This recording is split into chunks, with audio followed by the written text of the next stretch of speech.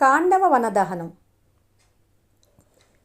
శ్రీకృష్ణార్జునులు కాండవ దహనానికి ఎందుకు సహాయపడ్డారు అంటే, కురుక్షేత్ర యుద్ధానికి కారణమైన మొట్టమొదటి అంశం కాండవ దహనం. కాండవ వనం అగ్నిదేవుడి జీర్ణశక్తిని పునరుద్ధరించడానికి దహనమయ్యింది. ఇంద్రుడు వరుణదేవుని వర్షాలతో అడ్డుకోవటంతో కృష్ణార్జునులు అగ్నికి సహాయం చేశారు. అర్జునుడు గాంధీవంతో వర్షాన్ని అడ్డుకున్నాడు. శ్రీకృష్ణుడు చక్రంతో రక్షణ కల్పించాడు. ఈ పూర్తి కథను వినాలి అంటే వీడియో చివరి వరకు స్కిప్ చేయకుండా చూడండి. మరి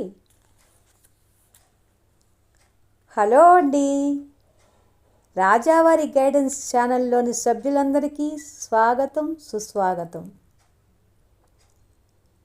ఈరోజు మనం శ్రీకృష్ణార్జునులు కాండవవనం దహనానికి ఎందుకు సహాయపడ్డారో తెలుసుకుందాం. ఒకసారి కృష్ణార్జునులు యమునా నది దగ్గరలో ఉన్న వన్యప్రదేశంలో ఉండగా ఒక బ్రాహ్మణుడు వచ్చి ఇలా అడుగుతాడు, అర్జునా, కృష్ణ, నాకు కొంచెం సహాయం చేయండి, నేను ఆకలితో అలమటిస్తున్నాను అని.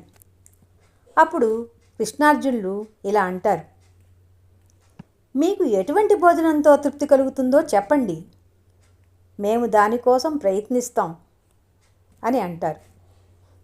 దానికి బ్రాహ్మణుడు ఇలా బదులిస్తాడు, నేను అగ్నిని, నాకు సాధారణమైన భోజనం అవసరం లేదు, నాకు తగినది నాకు ఇప్పించండి, నేను కాండవ వనాన్ని దహించాలని అనుకుంటున్నాను, కానీ ఈ వనంలో తక్షకుడు అనే నాగుడు తన కుటుంబంతో మిత్రులతోటి కలిసి నివసిస్తున్నాడు. అతని కోసం ఇంద్రుడు ఎల్లప్పుడూ ఈ వనాన్ని రక్షిస్తూ ఉన్నాడు.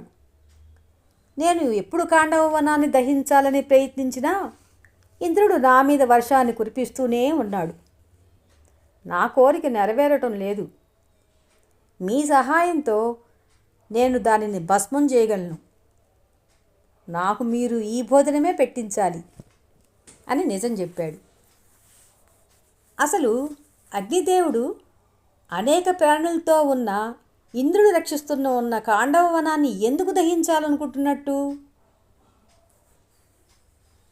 దీనికి సమాధానం, పూర్వం శ్వేతకి అనే పేరుగల రాజు ఉండేవాడు. అతను దుర్వాస మహాముని ద్వారా గొప్ప యజ్ఞం చేయించాడు. ఆ యజ్ఞంలో 12 ఏళ్ల పాటు అగ్నిదేవుడు అఖండమైన నేతిధారలు త్రాగాడు. దాంతో అతని జీర్ణశక్తి తగ్గిపోయింది. అప్పుడు అగ్నిదేవుడు బ్రహ్మ దగ్గరికి వెళ్ళి తాను మునిపటిలాగా చురుగ్గా ఆరోగ్యంగా ఉండే ఉపాయాన్ని ఒకటి చెప్పమన్నాడు. అప్పుడు బ్రహ్మ ఇలా అంటాడు, నీవు కాండవ వనాన్ని దహిస్తే నీ అరుచి, అజీర్ణము తగ్గటమే కాదు, నీ అలసట కూడా తగ్గుతుంది అని. అగ్నిదేవుడు అలానే 7 పర్యాయాలు కాండవ వనాన్ని దహించడానికి ప్రయత్నం చేశాడు. కానీ ఇంద్రుడు దాన్ని సంరక్షిస్తూ ఉండటంతో విఫలమయ్యాడు. బ్రాహ్మణ వేషధారి అయిన అగ్నిదేవుని ప్రార్థనను విని అర్జునుడు ఇలా అంటాడు, అగ్నిదేవా, మా దగ్గర బలము, నైపుణ్యము రెండూ ఉన్నాయి, కానీ తగిన యుద్ధ సామాగ్రి అయితే మా దగ్గర లేవు అని అంటాడు. అప్పుడు అగ్నిదేవుడు అర్జునుడికి గాంధీవం అనే ధనస్సు, కపిధ్వజం కలిగిన దివ్యరథం ఇచ్చాడు. శ్రీకృష్ణుడికి చక్రం ఇచ్చాడు. గాంధీవం అద్భుతమైన మహిమ కలది. అది ఏ ఇతర అస్త్రాల చేత విరగదు, అన్ని శస్త్రాలను ఖండించగలదు. అదొక్కటే 1,00,000 ధనస్సులకు సమానం, ఎప్పుడూ విరిగిపోనిది. ముల్లోకాల్లో పూజింపబడుతూ ప్రశంసలు పొందుతూ ఉండేది. ఇక అప్పుడు శ్రీకృష్ణార్జునులు ఇద్దరూ అగ్నిదేవునికి సహాయం చేయడానికి అంగీకరిస్తారు. కాండవ వనాన్ని దహించడానికి అగ్నికి అనుమతినిచ్చారు.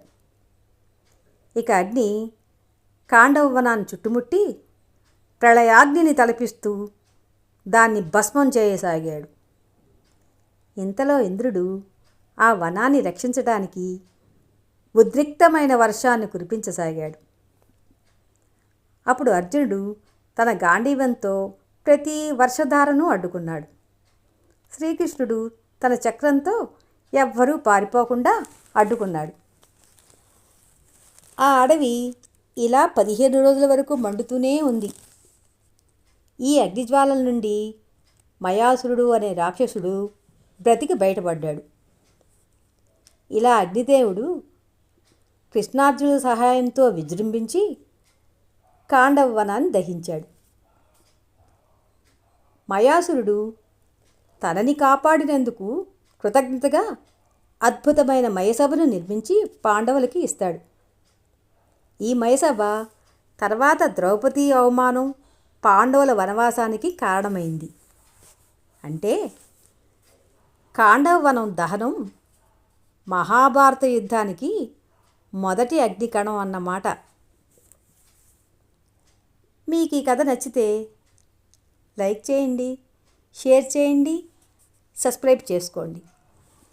ఇంకా ఇలాంటి మహాభారత కథలు వినాలి అనుకుంటే కామెంట్ చేయండి.